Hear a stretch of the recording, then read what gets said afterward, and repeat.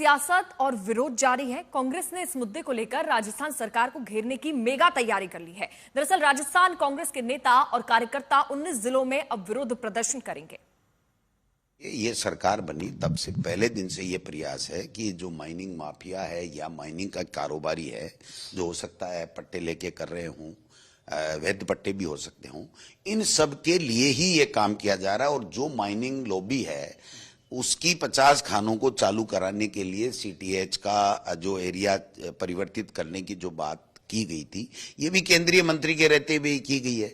और आज ये कानून बदला है तो सबसे बड़ा उन पूरे प्रदेश के उन 19 जिलों में जहां पर जो अरावली है, उस अरावली की एक तरीके से नष्ट करने का काम किया जा रहा है। आरोप लगाने के लिए कोई कुछ भी आरोप लगा सकता है, लेकिन आरोप में वास्तविकता होनी चाहिए। मैं इतना मान सकता हूं और इतना कह सकता हूं कि हमारे जो केंद्रीय मंत्री है भूपेंद्र जी, उन्होंने कई बार स्पष्ट कर चुके हैं कि इस तरीके का कोई कृत्य नहीं होगा जिसके अंदर हमारे जितने भी रिजर्व एरियाज हैं उनके अंदर कोई नुकसान हो, हमारे जो आस्था के केंद्र हैं उनमें कोई नुकसान हो, हमारे जो महल बने हुए हैं, किले बने हुए हैं, आबादी बसी हुई है, उनके अंदर कोई नुकसान हो। तो कांग्रेस सिर्फ और सिर्फ आरोप लगा के दौड़ने का काम करती है, प्रामाणिकता के साथ नहीं। अब कोई मामला कोई मान्य न्यायालय के अंदर विचाराधीन है और कोई न्यायालय को सरकार से कोई न्यायालय पूछता है इसमें क्या आपका मनस्थिति है, स्थिति क्या है, उस मामले में अगर कोई जवाब सरकार देती है तो उसके आधार पे आप ये कहो कि साहब इनकी मंशा तो ये थी। तो मेरे पास एक बात मुझे समझ में नहीं आ रही कि कांग्रेस के पास कौन सा यंत्र पैदा कर लिया।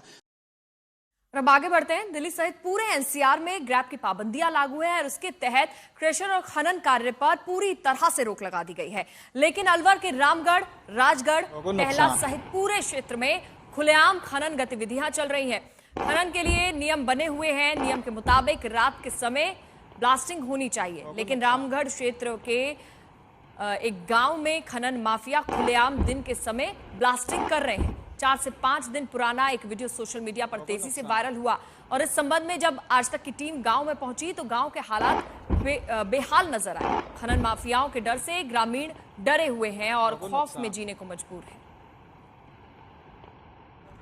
ब्लास्टिंग हो रही है और गांव में ये पहाड़ बचा है, थोड़ा सा ये दीवार बची है जिसमें एक नीचे खड्डा हो चुका है, 200 फीट से ज़्यादा खड्डा हो चुका है। और ये अगर पहाड़ हटता है तो यहाँ पर हमको सीधा खाई दिखाई देगी। हम फिर कहाँ जाएंगे? हमको कुछ भी हमारी कोई सुनवाई नहीं करी। वो अधिकारी आए थे, वो क्या नुकसान हुआ है ब्लास्टिंग से? ब्लास्टिंग से अभी 4-5 महीने में टंकी बनी है नई पानी की और उसके नीचे 2 इंच की दरार आ चुकी है। वो टंकी फिलहाल ऐसा लग रहा है कि गिरने वाली है, एक तरफ झुकाव भी उसका बढ़ रहा है और घरों में दरारें आ रही हैं। सबसे ज्यादा प्रॉब्लम, एक मकान 5 सितंबर को गिरा है फिलहाल।